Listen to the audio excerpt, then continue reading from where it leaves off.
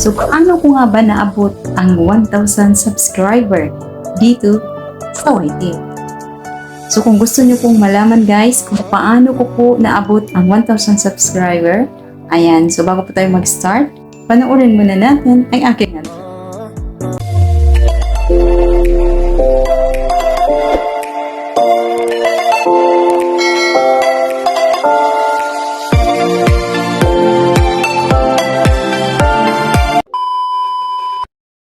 So, ayun guys, mag-start na po tayo no, kung paano ko nga naabot ang 1,000 subscriber within 2 months.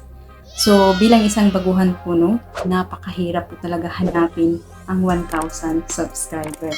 Isa na po ako doon mga ka-guys, nahihirapan po ako sa subscriber kung paano abutin yung 1,000 subscriber. So, 1 week pa lang, 5 subscriber lang ang aking natatanggap in just 1 week. Oh my God. So, naisipan ko, no?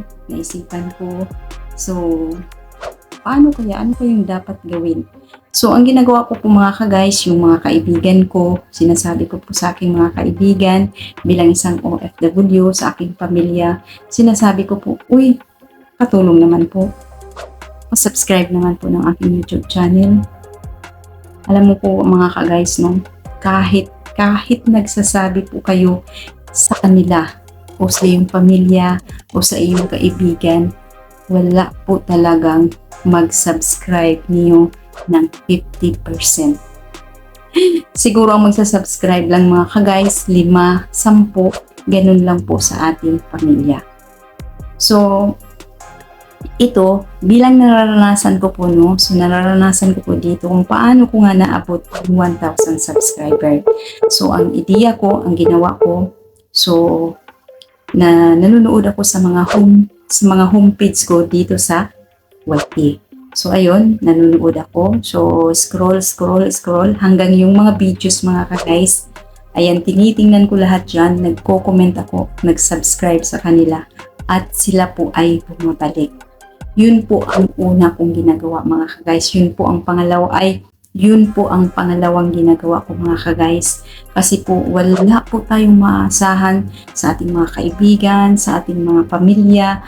Wala po talagang mag-subscribe sa ating mga ka-guys. Bihira lang po talaga ang magsasubscribe sa atin. So itong pangalawang ideya ko, no? So ang pangalawang ideya ko po, ayun po ang sinasabi ko.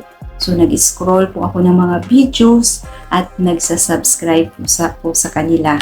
At unti-unti po yun bumabalik sa akin. So, in just 2 weeks, ayan, biglang umabot po siya ng 200 subscriber. At nagpatuloy pa rin ako hanggang one time na panood ko yung isang nag-live ng YouTuber. So, marami doon, sabi nila, uy, pa-subscribe.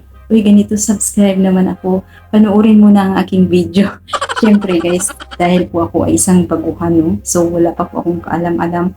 Hanggang sa natuto lang po ako mga ka-guys. Ayun, so, palagi na po akong sumasali sa mga live na yan. At marami po kayong makukuha doon na mga kaibigan. Wow! So, nagsasubscribe ka sa kanila at babalikan ka po sa kanila yung pagsasubscribe nila.